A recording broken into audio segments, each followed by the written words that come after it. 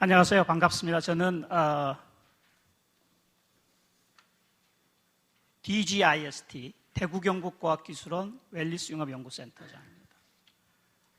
이게 제가 그 강연을 좀 해달라고 우리 그 대협력처장께 부탁을 받고 내가 내 R&D를 어디 이런 그 톡을 하는 거는 굉장히 자연스럽고 좋은데 이 제목이 굉장히 무겁더라고요. 경제 나오고. 그래서 내가 잘할 수 있을까? 그런 생각도 했는데 내가 그때 그 수락하겠다라고 얘기를 한 것은 R&D를 하면서 내가 이 그 웰리스 관련해서 의료기기나 로봇이나 이런 것들을 개발해서 기업들하고 좀 이 상품화하는 데 있어서 나의 애로가 무엇인지 이런 걸 좀 더 잘해주면 어느 게 더 좋아지겠는지 하는 내 이야기를 R&D 현장에 있는 사람의 목소리를 좀 전해주는 게 좋겠구나 하는 그런 관점에서 수락을 하게 되었습니다. 제목은 그대로 좀 차용을 해왔고요. 근데 저는 이제 이 C를 좀 다르게 보고 있습니다. 앞서서 이제 쭉 많은 분들이 정책도 설명하시고 해외의 성공 사례도 설명하시고 또 아주 그 반갑게는 이게 삼성 바이오로직스에서 의 성공 사례도 얘기하시고 뭐 아침에 그 티타임 할 때 뭐 한미약품도 얘기하시고 셀트리온도 얘기하시고 하셨는데 한국에도 점차 성공 사례가 늘어나고 있다는 굉장히 반가운 일인데 그게 굉장히 귀한 것 같아요. 로봇 도메인에서도 마찬가지입니다. 또 다른 뭐 그 스마트 디지털 헬스 쪽에서도 또 웰리스 디바이스 쪽에서도 굉장히 드문 케이스거든요. 한국은. 왜 그럴까? 제 생각에는 우리나라는 이 컨버전스를 굉장히 잘하고 있다고 생각해요. 왜냐하면 우리는 어렸을 때부터 뭔가를 좀 잘하는 쪽으로 계속 그렇게 그 교육을 받고 자라왔어요. 컨버전스도 그런 입장입니다. 선택하고 집중해라, 수렴해라, 덧셈, 곱셈 이건 굉장히 잘해요. 근데 우리나라 사람들의 단점이 뺄셈, 나눗셈은 굉장히 거부감을 갖고 있습니다. 저는 오히려 지금 해왔던 이런 컨버전스가 다이버전스로 가야 되지 않느냐. 그게 훨씬 더 중요한 이슈이다, 화두이다. 저는 그렇게 생각하고 있고요. 여기서 말하는 C라고 하면 저는 이 컨버전스보다는 콜라보라고 얘기를 하고 싶어요. 앞에서 어떤 그 연사분께서 얘기를 하셨지만 우리가 가지고 있는 이런 다양한 그런 기술들 이런 것들을 잘 콜라보를 하면 그러면 새로운 R&D도 만들어지고 또 새로운 서비스도 만들어지고 새로운 제품도 만들어질 수 있을 것이다. 그런 관점에서 보고 있습니다. 그래서 저는 오늘 이제 얘기를 ABC를 어떤 기술적인 관점에서 얘기를 해보고요. 그래서 여기 있는 것처럼 AI, 빅데이터, C는 사이버 피지컬 시스템입니다. 사이버 피지컬 시스템은 용어 자체가 나온 거는 요즘 들어서 뭐 여러분들이 뭐 4차 산업혁명, 뭐 슈밤 뭐 이런 사람들 막 떠들고 다니니까 굉장히 새로운 용어 같지만 2005년에 미국의 그 NSF에서 사이버 피지컬 시스템이라는 국가의 대형 R&D를 기획을 했었어요. 거기서 파생된 것들이 아까 말씀드렸던 어느 분 얘기하셨던 뭐 브레인 이니셔티브, 로봇 이니셔티브, 또 바이오 쪽에서는 뭐 그 휴먼 브레인 프로젝트 이런 것들이 나오게 된 거죠. 근데 사이버 피지컬 시스템 앞에서 설명을 잘 해주셨는데 이 AI나 빅데이터는 사이버 도메인에 있는 거고요.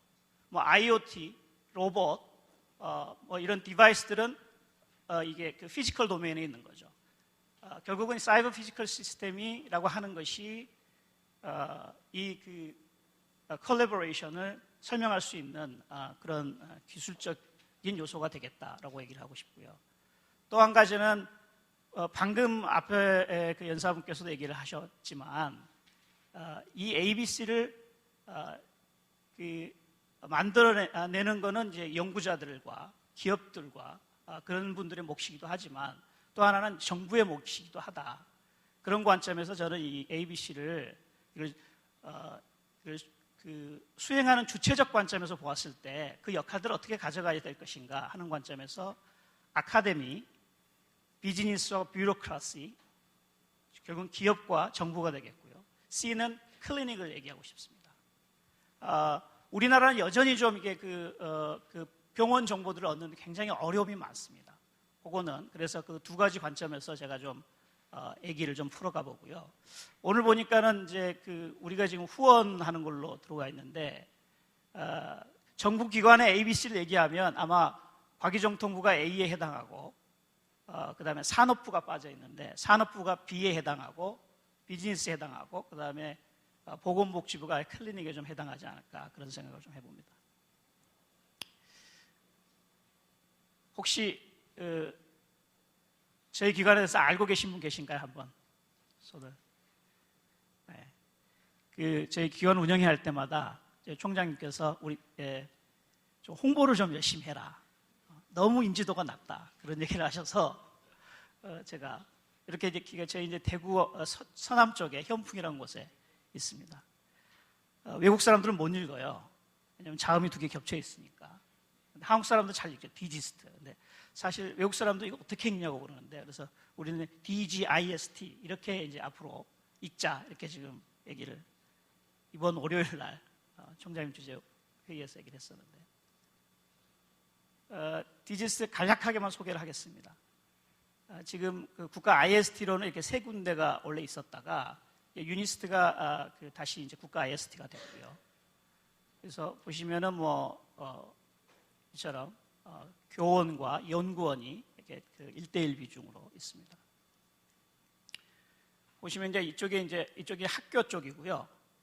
이쪽이 이제 연구하는 쪽입니다. 그래서 보시면 이제 웰리스 센터가 이렇게 있고요. 오늘 바이오 경제니까 바이오가 관련된 연구 그룹은 웰리스 센터가 있고, 그 다음에 동반진단 바이오 컨버전 여기 있네요. 바이오 컨버전 스핀도 있고, 그 다음에 동반진단 센터도 있고, 웰 에이징 센터도 여기 있고, 그래서 코어 프로틴도 있고, 그래서 굉장히 좀 이게 바이오에 가까이 혹은 오리엔티드 되어 있는 그런 센터들이 좀 많이 있는 편입니다. 우리는 주로 이제 ICT하고 로봇하고 에너지 이런 쪽 기술들을 가지고 이제 하는 그런 센터가 되겠습니다. 이제 앞에서 연사분이 호모데우스 얘기를 하셨는데, 그리고 이성래 과장님이 인간의 욕망에 대해서 얘기했었는데, 그런 것 같아요. 결국은 이게 사람이 갖고 있는 어떤 끊임없는 그 욕망, 그런 것들이 이런 기술의 발전도 가져오고 산업의 발전도 가져오지 않나, 이런 생각 같습니다. 예전에는 이렇게 지금 이거 제 얘기가 아닙니다. 제가 좀 나름대로 여러분 미래학자들 이런 분들 한 얘기들을 제가 종합을 해서 표현을 해본 건데요. 세계대전 이후에 이렇게 좀 이런 장애를 좀 이렇게 지원하는 그런 기술들이 좀 많이 발전이 하다가 점차 이렇게 보철을 한다거나 아니면 로봇이 도와준다거나 하는 그런 수준으로 왔죠. 그래서 이게 결국은 인간 증강이 되는 거예요. 기존의 생명 유지가 목적이었다면 인간 증강을 해야 된다. 근데 기존에 이 신체적인 것뿐만 아니라 이제는 정신적으로 사회적인 능력을 증강하는 인간에 대한 욕망이 되게 많은 거죠. 이게 아까 호모데우스는 얘기를 하셨으니까. 이게 뭐냐면 이게 일종의 인간 증강, 휴먼 어그멘테이션이라고 얘기할 수 있겠습니다. 이런 걸 가능하게 하는 기술이 바로 이제 로봇, 인공지능, 바이오가 되겠죠. 그래서 인간 증강에 대한 좀 이렇게 구체적으로 좀 쉽게 설명드리기 위해서 제가 이 그림을 가져왔는데요. 이게 휠체어가 예전에 이렇게 계단을 올라가기 어렵잖아요. 근데 이 로봇 기술을 여기다 붙였어요. 그래서 이 SCI 환자들, 이 사람들을 그 로봇이 외골격 형태로 만들어지면서 결국은 이 장애인들을 계단을 오를 수 있게 했죠. 기술들이 점차 진보하니까 장애인뿐만 아니라 좀 더 이렇게 정상이지만 좀 힘이 없는 노약자를 위한 것도 해보자. 이제는 달파에서는 미래에는 이제 이런 탈로스라고 하는 미래의 이제 군인인데 굉장히 기술적으로 많이 와 있습니다. 군인의 능력을 좀 증강시키자. 이제는 군인뿐만 아니라 일반인의 어떤 능력도 좀 증강시키자 하는 쪽으로까지 와 있는 거죠. 결국은 기존의 인간 증강의 기술이 장애인 기능 보조에서 어떤 보편적인 인간 증강으로 기술이 발전해 왔고, 이런 인간 증강의 목적이 결국은 웰리스의 극대화다. 저는 그렇게 얘기를 하고 싶습니다. 웰리스라고 하는 것을 어떤 분은 웰리스가 뭐예요? 근데 저는 웰리스라고 하는 건 신체적, 정신적, 사회적 인간 증강이 결국은 웰리스다, 이렇게 얘기를 하고 싶어요. 모든 분야에서 직업적인 부분, 가정, 사회, 혹은 본인의 건강, 그렇게 얘기를 하고 싶습니다. 그래서 이제 이런 형태로 발전할 거라는 거죠. 보시면은 앞서 어느 분이 얘기하시대요. 그 알파고도 얘기하고 알파고 지로가 나왔는데 앞으로는 이렇게 이제 그 일반 아티피셜 이제 제너럴 인텔리전스로 갈 거다 그런 얘기도 하셨습니다.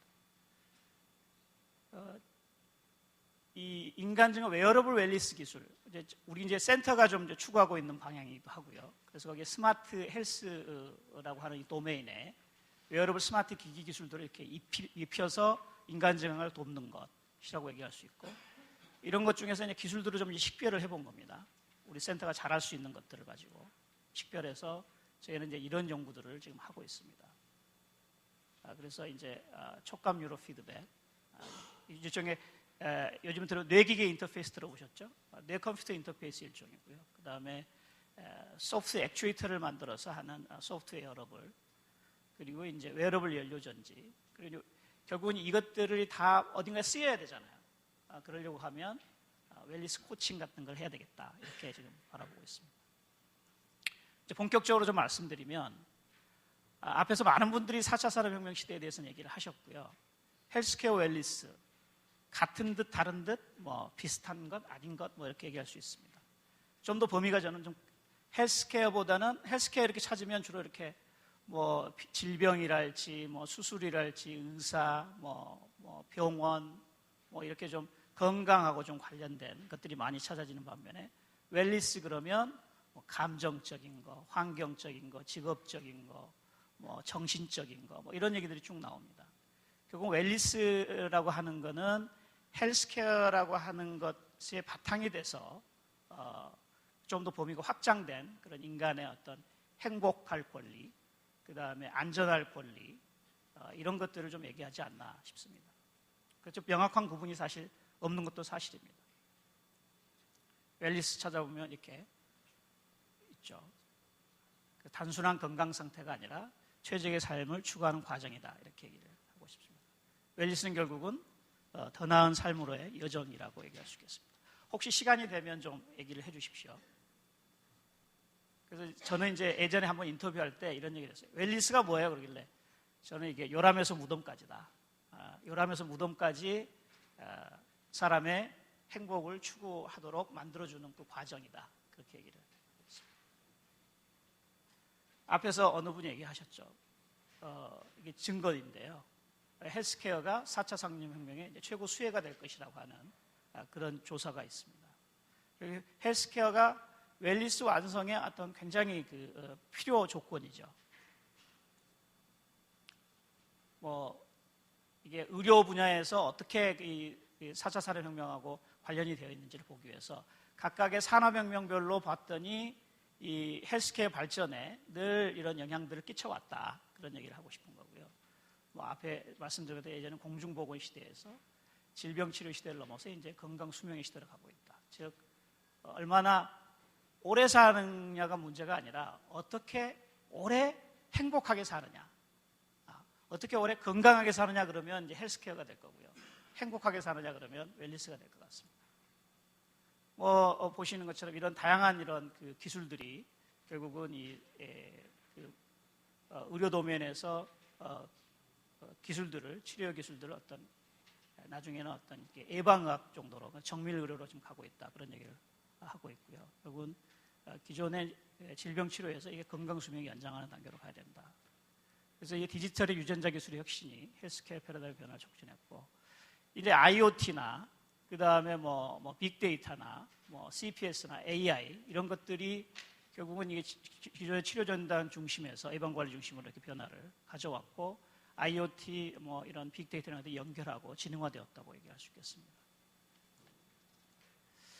뭐 시간이 거의 다 된 것 같은데, 아까 말씀드렸던 게 그겁니다. AI, 빅데이터, CPS가 기술적으로는 ABC이고, 그리고 학교, 기업, 병원이 주체로서는 ABC다. 여기에는 뷰로크라시, 그러니까 정부도 들어 있습니다.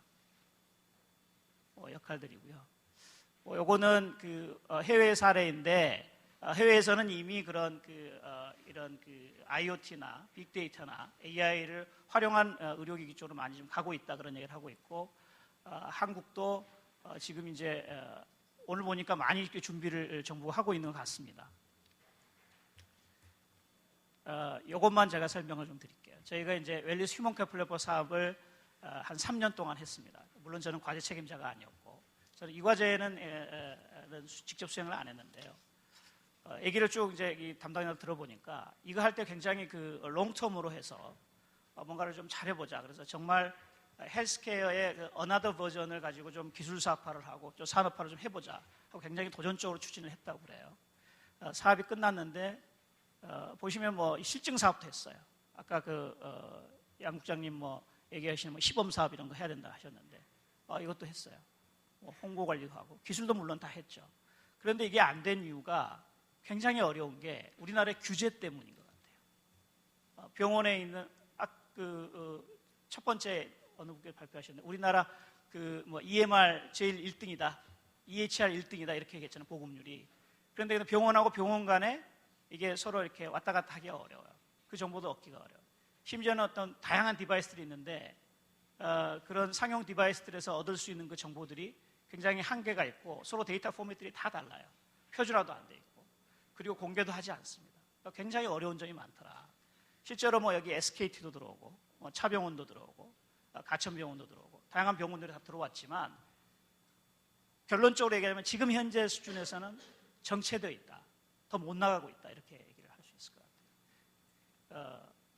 결국은 제가 얘기 드리고 싶은 거는 다이버전스 안에는 뭐가 들어있냐면 규제도 들어있습니다. 규제가 우리는 너무 많다. 아침에도 그런 얘기를 하셨는데 그 규제도 좀 줄이고 해야 된다. 그게 필요하다는 말씀을 드리고 싶습니다.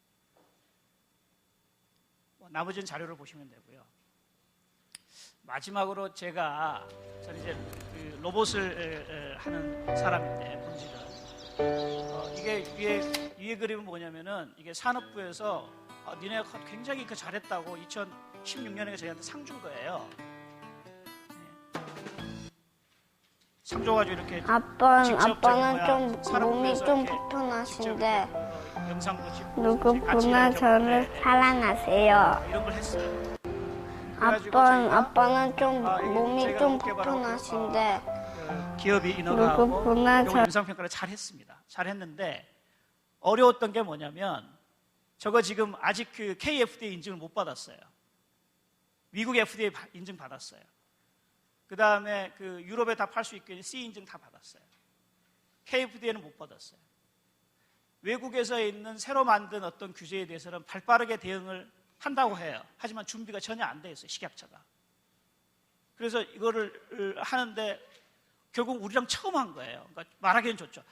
국내 최초로 의료기기 3등급 3판을 적용받은 재활 로봇을 개발했다. 근데 그게 되게 어렵더라고요. 미국 FDA는 받아가지고 미국에도 지금 수출하려고 지금 그러고 있는데 정작 한국에 하기가 어렵습니다. 그러니까 계시다면 이런 규제를 완화시키고 덜어주는 거 그리고 그거를 좀 패스트트랙으로 갈 수 있는 제도가 정말 시급하다. 그런 얘기를 좀 드리고 싶습니다. 아마 비슷한 경험을 하신 분들도 계실 것 같아요. 마지막만 얘기를 할게요. 그래서 기술적으로 3가지 얘기를 드렸습니다. 그래서 아티피셜 인텔리전스가 결국은 웰리스 맞춤 예측에 같이 실현을 할 수 있어서 결국은 어그멘티드 IBM이 와스 만들어 놓고 나서 AI라고 하지 않죠. 잘 아시죠? 어그멘티드 인텔리전스라고 해요. 굉장히 발빠른 아이디어인데 사실 IA라고 하는 거 여러분이 쓰고 있는 마우스 그 다음에 텍스트 우리 보면은 뭐 있잖아요. 갑자기 생각이 안 난다. 텍스트로 쓰는 에디터들 있잖아요. 그거 만든 게 사실 IA 프로젝트 때문에 만들어진 AI 프로젝트 때문에 만들어진 게 아니고 아까 다트머스 얘기도 하셨는데 그거를 발빠르게 가져와서 인텔리전스가 결국은 인텔리전스를 어그멘테이션 시킬 수 있는 아티피셜 인텔리전스가 필요하다. 그렇게 얘기를 하고 있는 거죠. 빅데이터는 결국은 이런 개인 맞춤화, 베스트 핏 데이터 그게 필요할 거고 사이오피지컬 시스템을 통해서 새로운 어떤 오토 서비스를 만들어내면 거기에 융합적인 새로운 참여형의 어떤 공유형의 서비스를 만들 거다. 이렇게 얘기를 하고 싶고요.